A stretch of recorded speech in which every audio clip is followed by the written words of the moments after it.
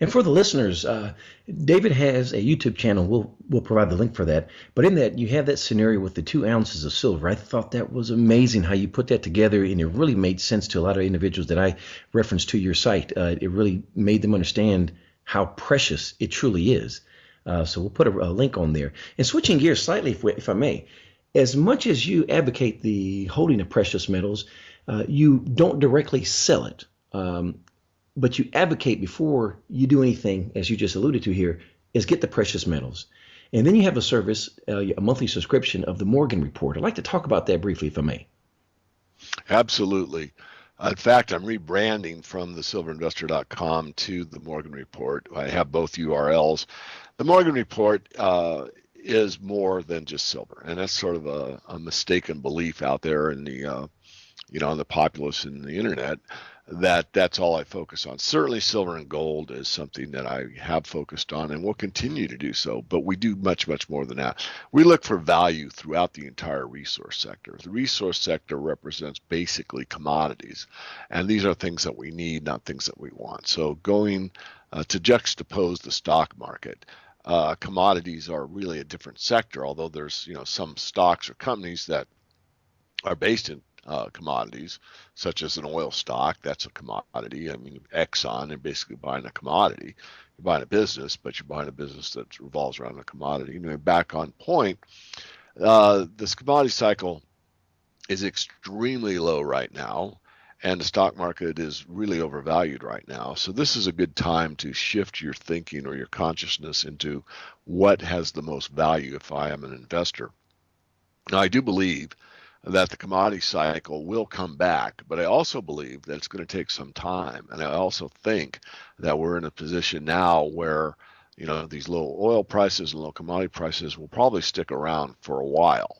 I do also think that the top tier of all the commodities, which is money, which is gold, silver, and in some cases platinum, palladium, but gold and silver specifically, will take off on their own vis-a-vis the other commodities. So in other words, as I said a moment ago, based on a lot of different reasons, gold and silver will take off on their own regardless of economic conditions. It's more about a faith in the monetary system or something happening that's a crisis hedge, such as more war problems or maybe a food crisis or anything. I mean, there's so many situations that cause people to seek confidence, and confidence in money is something that people have basically as an instinct. It's just that no one thinks about it and no one really talks about it. You're never going to get any monetary education from the mainstream press. They have something to sell you, and that's based on the establishment. The establishment sells you on the fact that money is complicated. You don't understand it. We do. Trust us. Give your money to your broker. Give your money to your bank. Do what we tell you and move along. And of course, this is probably the worst thing that you can do, is to not take responsibility for your own money, because there have been times in history where people get cypressed, where their bank accounts are cut by 20%, 40%. There are times like recently in Argentina where your bank account is intact, only there's a slight restriction on it. You're only allowed to take out 200 pesos a week, no matter how many millions of dollars you have in the banking system. So these things do happen. Again, I'm talking fact, not conspiracy, not fiction. I'm talking reality. And these are things that people think about after it happens to them. What I am trying to urge people to do is critically think before that possibility takes place in their lives and what they can do. Well, you've reached one person. That was me. I have to give you kudos. You're one of the pioneers, along with, I have to mention his name as well, Rick Rule, when you mentioned platinum and palladium. And also kudos to David Smith and Chris Marchese, your colleagues. Years ago, you were advocating a position in platinum and palladium, and really no one ever discusses platinum and palladium, and they happen to be some of my favorite metals, to be more specific about that. But I have to give you kudos for that, because that tells me more about your work, the breadth and depth that you have. You even get into other companies as well, different sectors within the natural resource space. So do take advantage of the expertise and that David has with his staff. Let's talk about the valuation proposition briefly, if we can, about just the cost of production and the actual price of the spot price of any one of the metals. Sure. In gold, it was around the $1,400 level, and I'm just doing this in my head, when oil was roughly $100 a barrel. Now, because oil is like under 40 as we're doing the interview, the price of gold, and this is the all-in sustaining costs. Cash costs are a misleading statement. You can look that up on Google. I don't have time to explain it. But the actual total cost of getting out to gold out of the ground, probably somewhere in the $1,100 an ounce for a very efficient mining company. Silver, back at the higher oil price, was roughly $22 an ounce. Today, some of the most efficient silver mines on the planet can scrape by at something around $14.50, $15. So both the metals right now are either at or below the cost of production. And anytime you can buy any commodity, be it corn, soybeans, lumber, oil, metals, any metal, base metal, precious metal, and have some patience, you are going to do well. And the reason being is obvious. If you can buy a commodity, especially a metal, because metals don't have the problem that you have with most commodities, which is a storage issue or a situation with the agriculturals where they could rot or something could get eaten or weather would harm them or whatever. Metals, you can secure a huge amount of value in a very small space. Even silver, people talk about how bulky it is. It's bulky relative to gold, but believe me, most people couldn't afford a 10 by 10 by 8 room in their house full of silver. Believe me, that's a lot of money. So anyway, the idea is that that's the top tier commodity again, and this is something that if you have patience and you can buy it, you're doing better than most silver miners. Think about that. When you're a stock investor, what you're really doing, and although those people don't think about it or talk about it, is you are a business owner. So many Americans are, I wish I owned my own business. I wish I owned my own business. Well, you could own your own business, open up a brokerage account with one of the online type traders, get that thing going and buy, some really good companies, and you can tell all your friends, what do you do? Well, I own 4 businesses. I own a oil company, I own a gold mining company, I own a food producing company, and that's the truth. Now, you might own 0.00001% of that company, but you are part owner in that company. That's the idea. Back to the gold and silver situation, if you're buying gold and silver at today's prices, you're doing better than most companies can.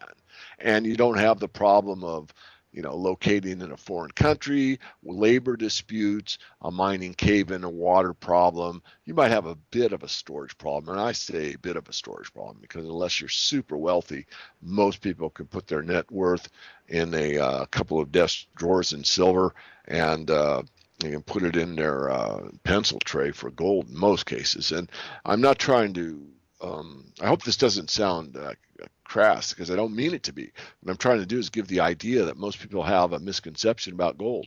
I mean, I did a radio show for the mainstream several years ago, and these guys were kind of just laughing at me, and that's fine. I mean, I love people to laugh, but they were kind of making fun of me about taking these big bars of gold in to get a loaf of bread. And then the show closed out and tapered off. And I thought, wow, it's pretty sad because most people can put their entire net worth in a pair of jeans in their front pockets and walk around and no one knows that they have, $50,000 to $100,000 worth of value in these several gold coins that again could fit in a jeans pocket front, both sides pretty easily. That's the value of gold. So you would to buy a loaf of bread, you take one of those coins, you take a very sharp knife, and you scrape off just this little tiny little bit of gold, and that is a loaf of bread. But these guys had it backwards. They thought that gold's not very valuable. You need these big bars to get a loaf of bread. So I probably beat that one to death. But these misconceptions are still out there, which of course, being an advocate of honest money and knowing the financial system from a very early age, these things kind of irk me because, for me, it's just absurd that people don't think it through. But then again, I blame, first of all, I would actually take self-responsibility. In other words, I think people really need to take responsibility for themselves to be educated. But it's also partially not their fault. So I'm talking out of both sides of my mouth because the education system kind of slants it that way. It's like, pay attention to the stock market, give us your money, we'll manage it for you, get the right mutual fund, and everything's fine. Look the other way. which is really unfortunate. But you make a really great point. That's one of the things I wrote in one of my blogs entitled Precious Metals Portfolio, where I talk about the bifurcation that you need to have in your silver portfolio specifically is get you the Eagles, but also look at your junk silver. And this is where, the case of the loaf of bread, having a junk silver dime is the most divisible form of silver you can essentially have, with the exception of grains. And there's your loaf of bread. So great example. And if I may, as well, speaking of bifurcation, would you agree that the bifurcation is holding the precious metals is for insurance and for speculative aspirations, but the mining companies really are leveraged to give you returns that are tenfold that you probably wouldn't receive from the appreciation of, let's say, a currency crisis. But if there's a shortage of the metal, look out. And I think is that a fair assumption? I think absolutely. It's your thought. It's valid. I would just say I really don't like the insurance part. And it's okay because certainly, and I've used that word myself, the idea to me is that it's better than insurance, and here's why.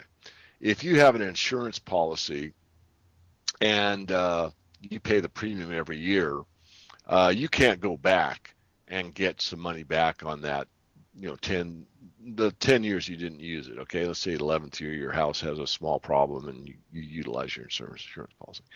On the metals, I mean, if you stack, let's say, 100 ounces of silver, and you can think of it as insurance, that's okay. I mean, I'm not going to tell people how to think. Think of it however you wish.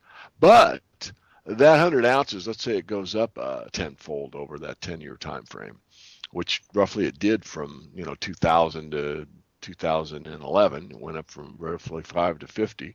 Didn't stay there very long, but regardless, you could take that and spend all of it, or so it basically is an insurance policy that you have access to that you can use, especially if you can time somewhat properly, to not only have insurance but also benefit your lifestyle substantially, depending on what your downstroke is, how much you have as a base. So I think it's insurance and a whole lot more than that, because the potential is in gold to preserve your wealth, and silver to potentially make you wealthy. But you're right. The way you really can leverage is by the mining equities, and here's why. If you buy an ounce of gold, you have an ounce of gold. Insurance, wealth protection, perhaps it will increase your net worth in real terms. But if you buy a gold mine and it spins off an ounce of gold to you every year for the next 10 years, which is the better investment? In other words, if you had the old analogy of the golden goose, and you had the ability to make a choice, and you could buy one golden egg and that's it, or you could buy the goose and it lays golden eggs over and over and over again. Which would you buy? Point well taken. I couldn't have said it any better than that myself. Well, thank you. And may I ask you, a recurring theme that I'm seeing, we talked about the stock market earlier, and I know that the Morgan Report, you hone in on commodity stocks. I'd like to ask you a question here and see if this is a theme that you see in the natural resource space. Is this debentures? What I'm noticing is that companies in the general stock market, that is, they're accruing debt and then they're purchasing their stocks, which has the appearance of the stock price going up, and people like to see things go green. But they don't look at the balance sheets, they don't look at debentures, and so they don't realize, why is the price going up and how did the company receive that? Because the companies aren't putting back into research and development, they're just purchasing their own stocks. I'm wondering, are you seeing that also in the natural resource base? Somewhat, but in the general equity space, it's a snake eating its own tail. It's like, wow, look at that. How awesome this is. They're not spending any money, and the float is getting smaller and smaller. But the best analogy I can think of is a snake eating its own tail. This is what's going on. In the resource space, you're not seeing that very much. You do see some stock buyback, and and I won't change what I just said about the snake. What I will say is you're seeing more M&A, mergers and acquisitions, because a resource company is different than most companies. I mean, most companies that are well run and they produce a product, that could go on indefinitely. Whereas a resource company starts with knowing it's going to fail. And what does that mean, David? It means simply that if you have the best gold mine in the world and it has a 15-year mine life, 15 years from now it ends in failure. Why? Because you've mined all of that great gold out of that company. It's done. And that's a depleting asset, and that's why you have to value a mining company differently than you would value Apple Computer. They're different types of businesses, and this is something that's essential to think about. So, it's hard to compare them, Maurice, but I think you brought up a good thing. But no, most of your well-heeled gold and silver companies, and contrary to some of my friends that say that they're all broke, some are very heavily cash rich, and they're looking to deploy the capital to buy assets in the ground that are very undervalued at this point in time, and that's why you are seeing some M&A. In fact, the Morgan Report a while back did a whole report on mergers and acquisitions, and we talked about those that would probably be taking over the smaller companies and which smaller companies we thought were great takeover candidates. And you know what? We've been right in several cases. Not everyone. There's been, I think, one that came about that we go, oh man, why didn't we see that one? But anyway, so that's a great strategy. So thanks for that question. Well, and again, that's why I always reference when someone asks me, hey, where can I learn about precious metals and the natural resource space as a whole and the mining stocks, I always reference your work, the Morgan Report. It's a phenomenal piece of work. And again, kudos out to you. I've learned so much from it. And I think it would behoove anyone, again, who's interested in learning about precious metals is to first get the Silver Manifesto. And then certainly we'll provide a link for you and to take a look at the Morgan Report, get access to it, and David's information, of course, as well. It's just a wealth of information there, and it's for the most part, it's easy to discern. It's just as anything else. It's a new endeavor. You have to learn new vocabulary, but as you adapt to it, it's like a treasure hunt, and it gets so exciting, and you make it exciting. Well, thank you for that. And I might mention on the book, if you buy the Silver Manifesto, there is a discount code in for the Morgan Report. So if you take advantage of that, you end up getting the book for free. Now, I understand that the Morgan Report is, a monthly newsletter, and it's not for everybody, but this is a great time, and I'm saying that for a couple reasons. One is when we move the website over to the Morgan Report, we're going to increase the cost for the Morgan Report. And secondly, once you lock in the low price, you can stay there as long as you wish. So it's something to consider. Again, it's not for everybody, but that those that are serious about making money in the sector, it is certainly something to consider. You just use the discount code, and you get about a $30 off on the basic letter. So you're paying $100 instead of $130, and the book costs $30. So again, it's like getting the book for free. Thank you for sharing that.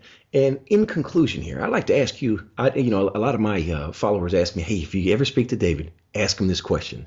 And so I think you know where I'm going to go with this one. It's regarding precious metals, and when will we have this outbreak? What is the catalyst? Because when I look at what I thought personally, and I'll be the first to admit it, I thought the catalyst to making precious metals go through the roof was when Germany asked to repatriate their gold, and Venezuela as well. And here recently, Texas, and it was a quick blur on the news, and then on to the next subject. And I thought those would be the catalyst, and unfortunately, I was shocked that they weren't. What are your thoughts on that? What do you think would be the catalyst? Well, you're a great thinker, I think, and Maurice, you're a great thinker, and I agree with you. I mean, I think the basic idea is that the physical market at some point is going to take over, and this is when there's a non-delivery or there's an excuse made, we're going to bring it to you, next month, and next month comes and there's nothing delivered. And yet, as you just said, there's been three times that this has taken place, and yet the market just ho-hummed it. It didn't have any effect whatsoever. So I'm not giving up. I think that's probably the most powerful thing is some mislocation in the physical market. But on top of that, markets usually anticipate the future. And so we're in a lull right now that's been a long time. I mean, we've seen the metals go from these highs of 1950 or 1900 for gold, 50 for silver, down to the levels they're currently at, and a lot of metals investors are very, very discouraged. And the reason a market will move is there's some enthusiasm. There's none in the market presently. So it'll probably take something that no one's thinking about right now for these metals to start moving up. What we do know is when the last seller has sold, and that's probably about now, that any new buying with volume, in other words, some substantial new buying, will start to bid the price higher. But I can't see in the future. I wish I could. I do know that these metals are very undervalued, and I do know that no fiat system lasts forever. I know that the currency debasement is going on rapidly, and most people don't acknowledge it. So the metal could just take off for some unknown reason or some no one knows why reason. I mean, that's definitely a possibility, especially in the financial system we're all living under. So I think I'll conclude with that, but I thank you for your time. I thank you for the great questions. I thank you for letting me talk about the book and the Morgan Report. And hopefully my wish, as always, has been to being of value to others and getting them to not agree with me, but to think critically about these issues. Well, thank you so much for your time. Before you leave, please give a website and how someone can contact you if they have any further questions. There's a few ways. The best way to get a hold of us is to go to the website silver-investor.com. Again, I'll be TheMorganReport.com in the future. That'll be probably early next year. There are a Twitter feed at Silver Guru 22. There is a YouTube channel, Silver Guru. There's a separate web page for the book called thesilvermanifesto.com. And if you really want to, you can just call in the office, and that number is in the western states at 480-325-0230, or send an email to support@silver-investor.com. Ladies and gentlemen, David Morgan, thank you again for joining us here on Proven and Probable. I'm your host, Maurice Jackson. Till next time. The information presented on Proven and Probable is provided for educational and informational purposes only, without any express or implied warranty of any kind, including warranties of accuracy, completeness, or fitness for any particular purpose. The information is not intended to be and does not constitute financial, investment, or trading advice, or any other advice. You should not make any financial, investment, or trading decision based on any of the information presented without first undertaking independent due diligence and consultation with a professional broker or competent